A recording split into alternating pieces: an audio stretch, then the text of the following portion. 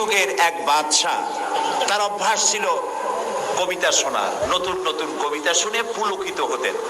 এখন নতুন কবিতার কত শোনানো যায়, এখন কবিতা আর মানুষ নতুন করে আর বানাচ্ছে না। ফলে রাজা তার মন্ত্রীদেরকে ডেকে বলল যে বাজারে সোহরাত করে দাও, যে ব্যক্তি নতুন কবিতা রাজাকে শোনাতে পারবে তাকে 10 সহস্র মুদ্রা পুরস্কার দেওয়া হবে। মন্ত্রীরা বলল এটা তো সর্বনাশ হবে, এই নতুন কবিতা লোকেরা বানায় আনবে আর আপনি 10 সহস্র করে মুদ্রা দিয়ে দিয়ে রাজভান্ডার তো শেষ হয়ে যাবে। রাজা বলল না, আমার বুদ্ধি আমার কাছে, তোমরা শুধু এইভাবে ঘোষণাটা দিয়ে দাও আর 3টা লোক দাও আমাকে, একবার শুনলে মুখস্থ হয় এরকম একজন দাও, 2বার শুনলে মুখস্থ এরকম আরেকজন দাও, 3বার শুনলে মুখস্থ এরকম আরেকজন দাও। স্মৃতিশক্তি সম্পন্ন এরকম 3 জন লোক পাওয়া মোটেই কষ্ট হলো না। বাজারে সোহরাত করে দেওয়া হলো। নতুন নতুন কবিতা তৈরি করে কবিরা আসতে লাগলো। এখন কবিরা কবিতা রচনা করে নিয়ে আসছে, নতুন কবিতা শুনতেছে রাজা। কবিতা শুনে শখ মিটাইয়া রাজা বলছে এটা কি একটা নতুন কবিতা হলো কবি? এটা তো আমি জানি। কবি কয় যে আপনি জানবেন কি করে, তো আমি তৈরি করেছি, কত হোমওয়ার্ক করে রাত জাগা কষ্ট করে এটা তৈরি করেছি, আর আপনি বলছেন আমি জানি। বাদশা বলছে শুধু আমি না, তোমার বিশ্বাস হয় না? এই যে আমার পাশে যে সব পারিষদের লোকেরা যারা বসে আছে ওরাও জানে।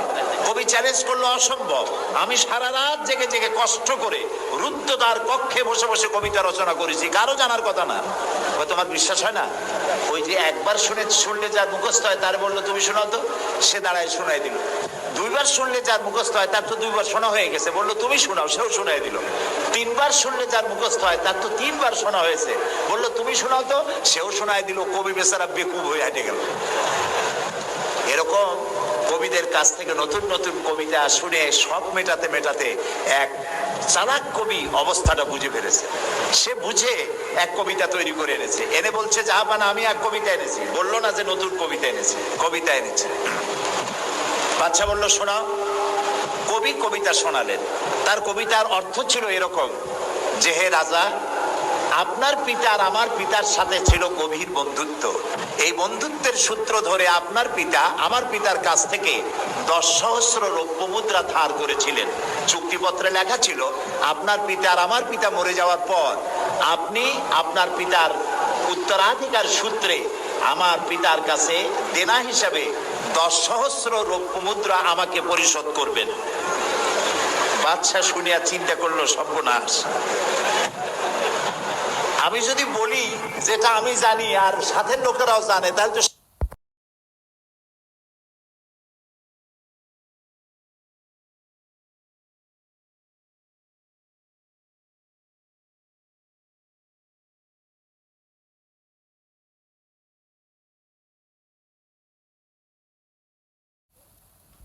প্রমাণ হয়ে গেল। তাহলে তো 10 সহস্র মুদ্রা না রৌপ্য মুদ্রা দেওয়া লাগবে, কি সাংঘাতিক কথা। রাজা তখন বলল কবি এতদিনে নতুন একটা কবিতা তুমি আমারে শোনালে, যা আমিও জানি না আমার লোকেরাও জানে না। আমি এই গল্পটি আপনাদেরকে শোনালাম এজন্য যে সেই যুগের লোকেরা যতটা পাগল, আহাম্মক, বেকুব আমরা মনে করি, এরকম বেকুব ছিল না, আহাম্মক ছিল না। তাদের শৌর্য ছিল, তারা স্বাধীন চেতা ছিল, বীরত্বগাথা ছিল তাদের। তারা কারোর অধীনতা স্বীকার করতো না। বুদ্ধি ছিল, প্রজ্ঞা ছিল, মেধা ছিল, সব ছিল। শুধু একটি জিনিসের অভাবে তারা চুরি করত, ডাকাতি করত, জেনা করত, ব্যভিচার করত, হত্যা করত, এগুলিকে কোনো অপরাধ মনে করত না। সেই জিনিসটির নাম ছিল ওহীর জ্ঞান। সেই জিনিসটির নাম ছিল কি?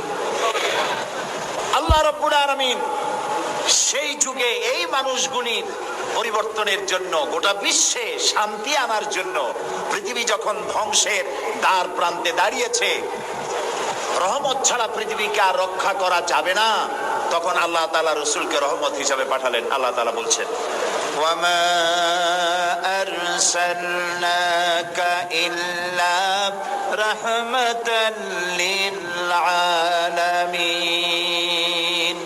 নবী হে, আমি আপনাকে আমার গোটা বিশ্বের জন্য, গোটা সৃষ্টি জগতের জন্য আমি আপনাকে আমার করুণার মূর্ত প্রতীক করে পাঠালাম।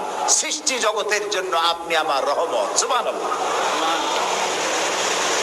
বর্তমান যে মাসটা চলছে, এই মাসটির নাম আরবি মাস মাহে রবিউল আউয়াল।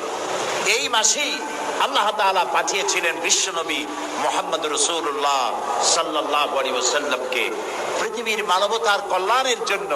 তাকে এই পৃথিবীতে আল্লাহ তাআলা পাঠিয়েছিলেন।